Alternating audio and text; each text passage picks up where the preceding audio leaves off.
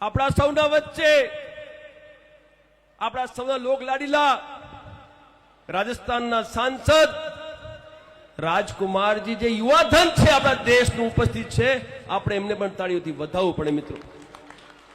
અને હું એમને જોતો આવ્યો છું, બહુ સરસ મજાનું કાર્ય કરી રહ્યા છે અને આદિવાસી સમાજ માટે સમર્પિત છે. એ તમારા આગેવાન છે અને વર્ષોથી તમારા માટે લડે છે.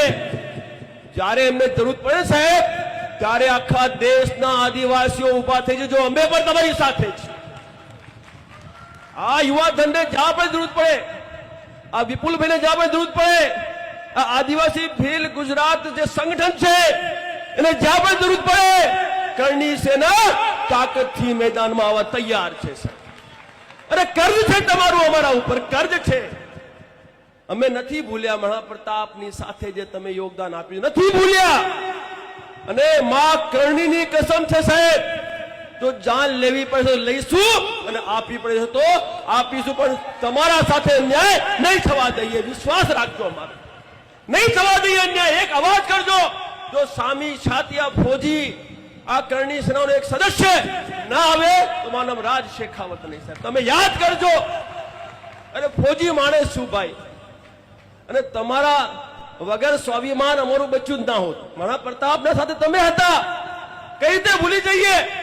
હકીમ ખાન સુરી હતા, કઈ રીતે ભૂલી જઈએ? ભામાશાહ હતા, કઈ રીતે ભૂલી જઈએ? નથી ભૂલ્યા. અને કર્જ તમે કહેશો ને ત્યારે ઉતારવા માટે તૈયાર છે મિત્રો, યાદ તો કરજો. અને મિત્રો મારે વિનંતી કરવી છે, આપ હાથ જોડી વિનંતી કરવી છે કે આવા આપણા રાજકીય નેતાનું આપણે પીઠબળ બનવાનું છે. કારણ કે એકલો લડી નહીં શકે તમારા માટે, આપણે સૌએ તૈયારી રાખવી પડશે.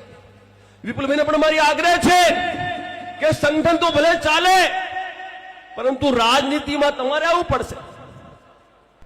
આ ભાઈ છે ને, આ ભાઈ રાજસ્થાનમાં સમાજ માટે, આદિવાસીઓ માટે, તમામ નાગરિકો માટે લડે છે. આ માણસ માત્ર આદિવાસીઓની વાત નથી કરતા, આ જંગલની વાત કરે છે, જાનવરોની વાત કરે છે અને તમારા ન્યાયની વાત કરે છે. તો ભાઈ આવા માણસને આપણે સાથ આપવું પડે કે ના આપવું પડે?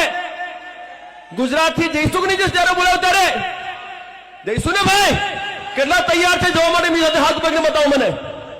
બહુ સરસ મિત્રો, આજે મને અહીં બોલાવી મારું માન સન્માન કર્યું તે બદલ હું આભાર વ્યક્ત કરું છું મિત્ર.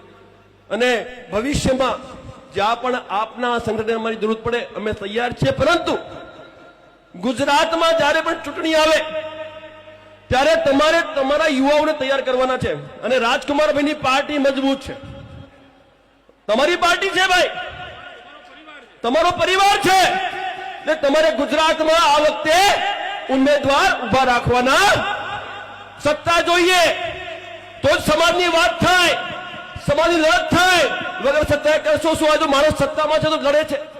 અત્યારે ઓલો આપણું એક વિષય આવ્યું હતું, ઓલું કોણ સા વિષય?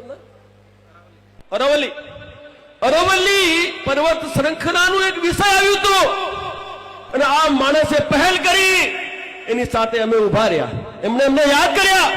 મેં કીધું બોલો ક્યારે આવું છે, ક્યાં આવું છે અને કોને પકડવું છે?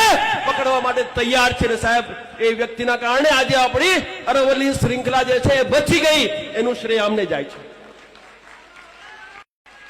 આ વ્યક્તિને જાય છે. યુવાધન છે. મારે આને મુખ્યમંત્રી જોવો છે, મારે આને પ્રધાનમંત્રી જોવું છે. બનાવો